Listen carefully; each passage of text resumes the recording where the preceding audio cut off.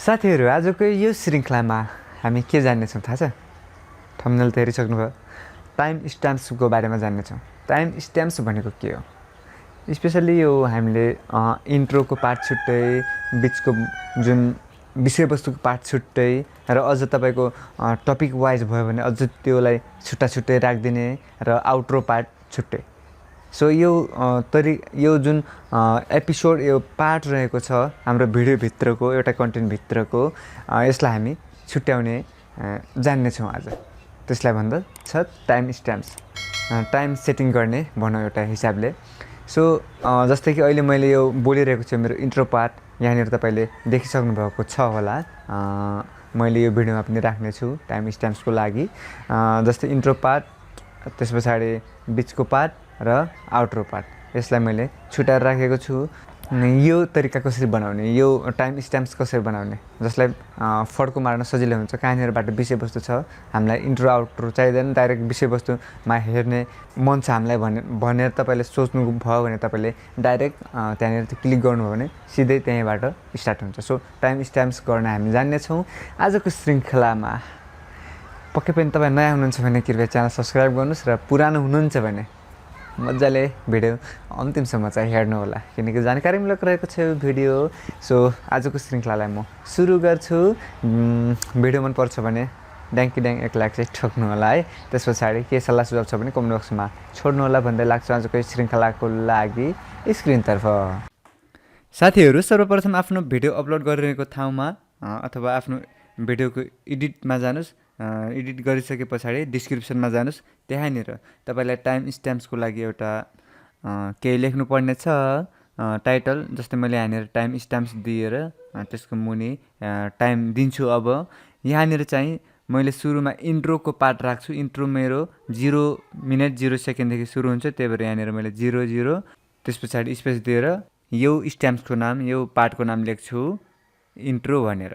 र यस पछाडि चाहिँ अब कहाँनिरबाट पहिलो टपिक सुरु हुन्छ त, अब त्यो पहिलो टपिक मैले यहाँनिर भिडियो हेर्नुपर्ने हुन्छ। मेरो ब्याकअप फाइलको भिडियो अथवा यहीँनिर अपलोड भएको भिडियोमा मैले बजाएर त्यहाँबाट थाहा पाउन सक्छु। र तपाईँले टाइम स्ट्याम्प्स राख्ने भए पहिले नै टाइम टिप्दा सजिलो हुन्छ। भिडियो अपलोड गरिसके पछाडि मैले यहाँनिर भिडियो प्ले गरेर नै कहाँदेखि कहाँसम्म कुन टपिक रहेको छ र कहाँदेखि कुन टपिक सुरु हुँदैछ भन्ने कुरा मैले आफै बजाएर टाइमहरू सेट गरिरहेको छु। सो तपाईँले पहिला यसरी बजाएर एउटा नोटमा लेखेर अथवा नोटप्याडमा लेखेर तपाईँले कपी पेस्ट गर्न सक्नुहुन्छ इजीको लागि। यहाँनिर मेरो फर्स्ट टपिक सुरु भएको छ 3 मिनट 30 सेकेन्डदेखि। सरी, यहाँनिर मैले चाहिँ अगाडि 0 राखेको रहेछु। सो यहाँनिर मेरो 3 मिनट 30 सेकेन्डबाट सुरु भएको छ पहिलो टपिक भने। दोस्रो टपिक फेरि मैले फेरि हेर्छु, जुन टपिक जुन समयबाट सुरु भएको छ त्यो स्टार्टिङ समय मात्र लेखिदिनु पर्ने छ। फेरि योदेखि यतिसम्म गरेर नलेख्नु होला, त्यो झमेला हुन्छ, त्यो तपाईँलाई नै झ्याउ हुन्छ।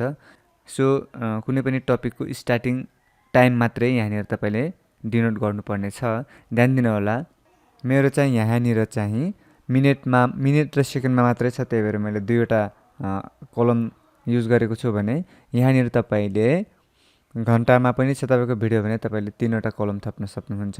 अझै एउटा इज2 थपेर 2वटा अङ्क थप्न सक्नुहुन्छ। साथीहरू, अब यहाँनिर टाइम स्ट्याम्प्स राखिसके पछाडि अब सेभ गरौँ। मैले चाहिँ पब्लिस गरिरहेको समयमा गरिरहेको थिएँ, त्यही भएर चाहिँ यहाँनिर मैले पब्लिस गर्छु। तपाईँहरूले एडिट गर्दै हुनुहुन्छ भने डाइरेक्ट सेभ गरिदिनु होला, फरक पर्दैन, सेभ भइहाल्छ। सो काम गऱ्यो कि गरेन भनेर यहाँनिर तपाईँहरूलाई म देखाउँछु। टाइम स्ट्याम्प्सको यो कोडिङले काम गर्यो भने तपाईँको डिस्क्रिप्सनमा यस्तो निलो खालको सिग्नल देखाउँछ। सो हेरौँ, एकचोटि चेक गरौँ।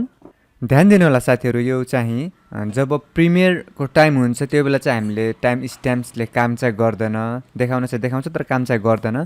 प्रिमियर सकिसके पछाडि, पब्लिस भइसके पछाडि तपाईँले मेरो मतलब हेर्ने व्यक्तिले चाहिँ टाइम स्ट्याम्प्सको युज गरेर मजाले भिडियो स्किप गरेर हेर्न सक्छ, आवश्यक पार्ट मात्रै। सो आजको यो श्रृङ्खला तपाईँलाई कस्तो लाग्यो? मन परेको छ भने एक लाइक चाहिँ अवश्य बन्छ। साथीहरू, आजको यो श्रृङ्खला तपाईँलाई कस्तो लाग्यो? टाइम स्ट्याम्प्स गर्नुभयो भने तपाईँको च्यानलको पनि फरक खालको स्ट्यान्डमा जानेछ है, जहाँ तपाईँले आफ्नो फिक्स टाइममा फिक्स भ्युवर पाउनुहुनेछ। सो एउटा यो चाहिँ अलिकति पोजिटिभ पोइन्ट चाहिँ छ। कसैलाई इन्ट्रो आउट्रो हेर्न मन लाग्दैन, सो डाइरेक्ट सब्जेक्ट नै हेर्छन्, त्यही भएर त्यहाँनिरको भरि राम्रो रिटेन्सन पाउनुहुन्छ। सो तपाईँले टाइम स्ट्याम्प्स गर्न सक्नुभयो होला मलाई लाग्छ। यदि केही कन्फ्युजन लागेको छ, केही अप्ठ्यारो लागेको छ भने कमेन्ट बक्समा छोड्न सक्नुहुन्छ। सल्लाह सुझावको लागि कमेन्ट बक्समा छोड्न सक्नुहुन्छ। र यस्तै नयाँ नयाँ जानकारीको नयाँ नयाँ टेक भिडियो, नयाँ नयाँ युट्युब टिप्सका साथ भेट्ने बाचा गर्दै, नेपाली ज्ञानको नयाँ श्रृङ्खलामा भेट्ने बाचा गर्दै आजको श्रृङ्खलाबाट म आज्ञा चाहन्छु। नमस्कार, फेरि भेटौँला।